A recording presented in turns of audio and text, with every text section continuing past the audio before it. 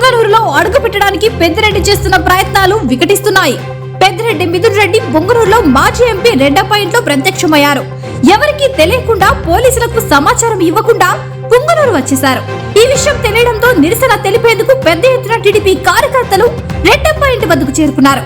వారిపై వైసీపీ కార్యకర్తలు రాళ్లు వేయడంతో ప్రతిదాడులు ప్రారంభమయ్యాయి. పరిస్థితి ఉద్రిక్తంగా మారింది.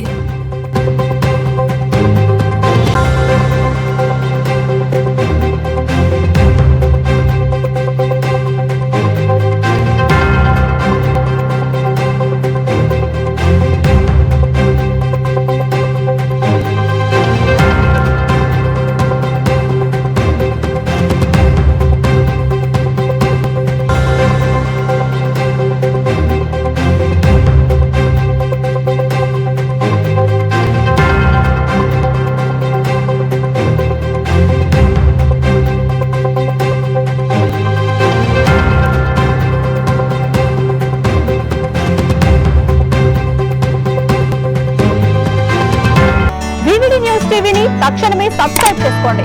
నోటిఫికేషన్ కోసం క్లిక్ చేయండి.